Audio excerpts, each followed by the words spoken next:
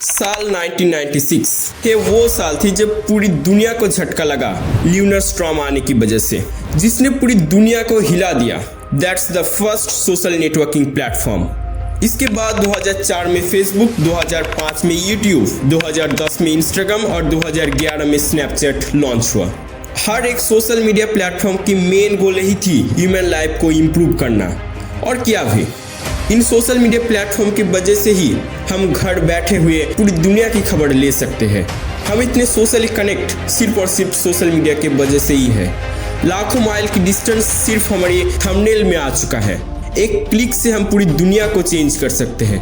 हमारी लाइफ को अगर किसी ने चेंज किया तो पूरा क्रेडिट जाता है सोशल मीडिया को। और इन सोशल मीडिया के बदौलत ही हर कोई लाखों रुपया कमा सकता है।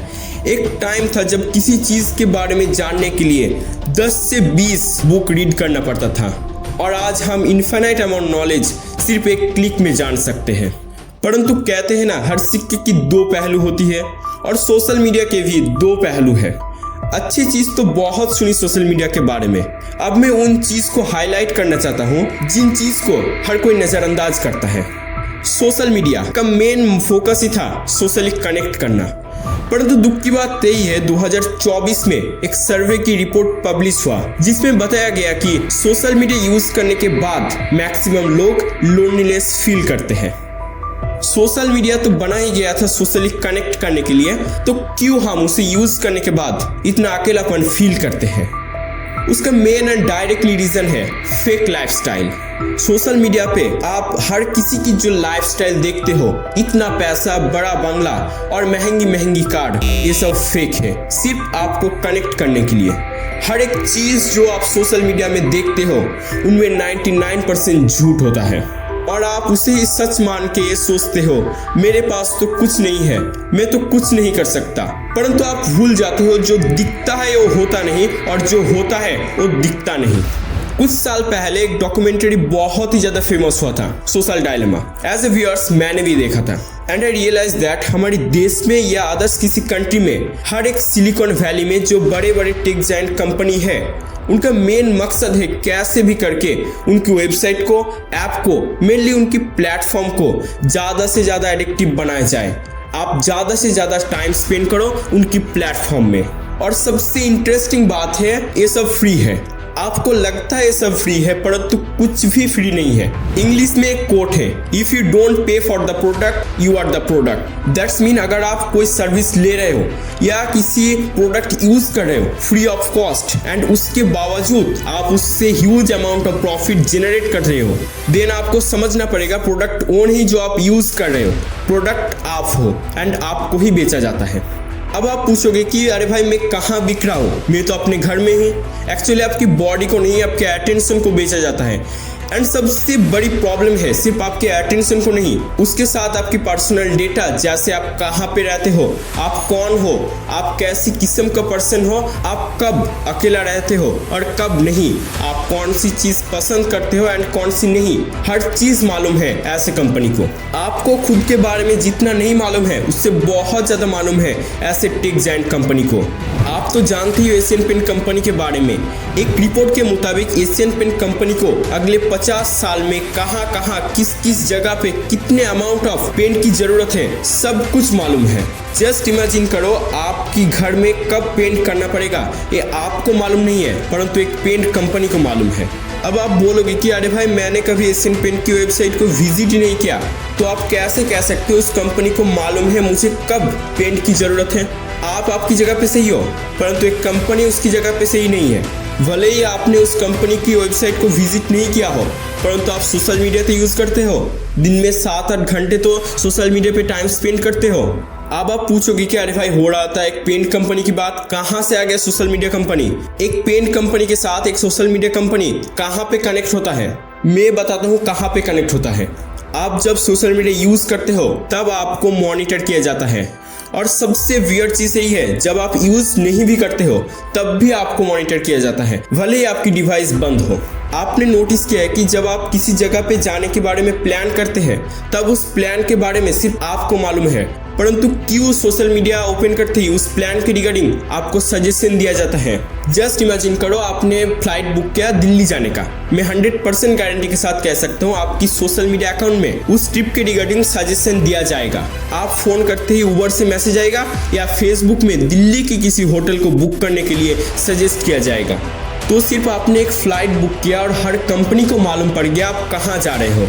हर एक कंपनी के साथ लिंक्ड है, आपको झलक तक नहीं है।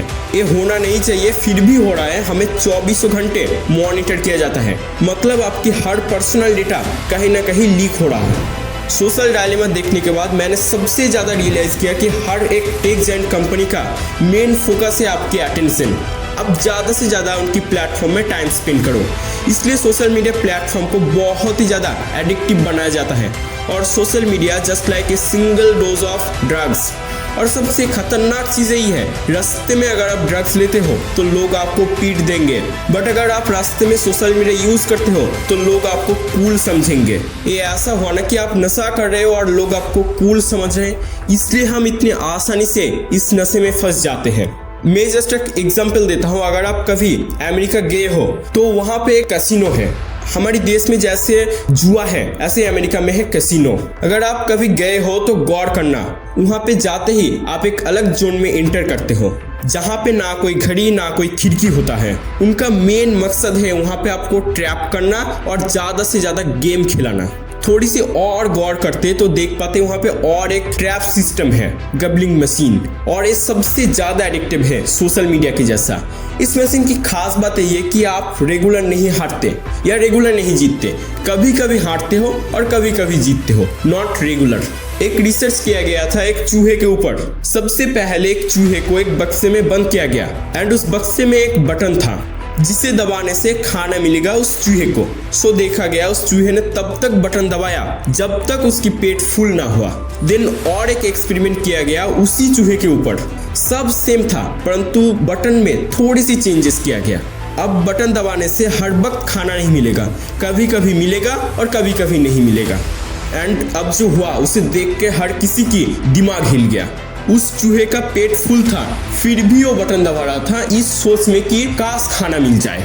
That's the main point of every social media platform and gambling machine, जहाँ पे हर वक्त आप नहीं जीतते या हर वक्त आपके फ़ोन में नोटिफिकेशन नहीं आता, थोड़ी देर बाद आता है।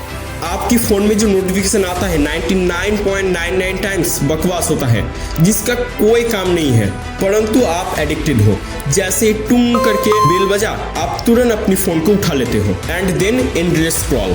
हम ह्यूमन हैं एंड ह्यूमन साइकोलॉजी का एक इफेक्ट है FOMO, fear of missing out. मतलब नोटिफिकेशन आया, आप जानते हो कुछ काम का नहीं है फिर भी आप देखोगे इस सोच में कि अगर किसी ने कुछ काम का मैसेज किया, यानी कि मुझे सब कुछ जानना है। इस चक्कर में हम भड़क जाते हैं और सोशल मीडिया के एडिक्टेड हो जाते हैं। हर एक टेक्नोलॉजी का मेन पर्पस न्यूट्रल होना चाहिए, मतलब उसमें कुछ अच्छी चीज़ भी रहना चाहिए और बुरी चीज़ भी रहना चाहिए। परंतु हम जो टेक्नोलॉजी यूज़ करते हैं या जिस टेक्नोलॉजी से इतनी बड़ी बड़ी सोशल मीडिया प्लेटफॉर्म बना है उसका सिर्फ और सिर्फ एक पर्पस है, कैसे भी करके ज़्यादा से ज़्यादा पैसा लूटा जाए। इसलिए वो लोग उनकी प्लेटफॉर्म को एडिक्टिव बनाते हैं और यूजर्स के लाखों करोड़ों पर्सनल डेटा को बेचते हैं या वो खुद की फेवर में यूज़ करते हैं। एक famous writer and physicist sir Daniel Goleman उनकी ग्रेट बुक फोकस में बताते हैं, मेरे पास बहुत सारे लोग आते हैं, उनमें से कोई स्टूडेंट है, कोई वर्कर्स है, कोई नॉर्मल पीपल है।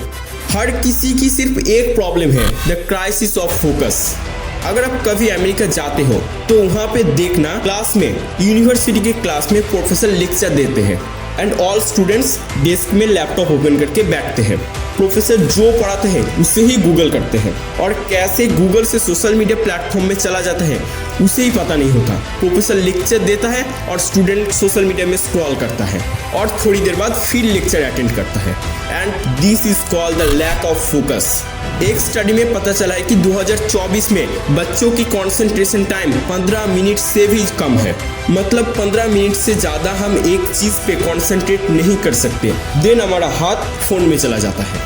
अगर आप स्वामी विवेकानंद को फॉलो करते हैं तो आप जानते हैं उनकी एक फेमस कोट है की to all knowledge is concentration, मतलब हमारी हर नॉलेज की केंद्र बिंदु है कंसंट्रेशन। आप बोलोगे कि ये कैसे हो सकता है, हर नॉलेज की केंद्र बिंदु कंसंट्रेशन कैसे हो सकता है। ऐसे बड़े बड़े एक्सपेरिमेंट है जिसमें बहुत ज्यादा रिसर्च करना पड़ता है, बहुत कुछ जानना पड़ता है। तो कैसे कह सकते हो कि नॉलेज इज कंसंट्रेशन।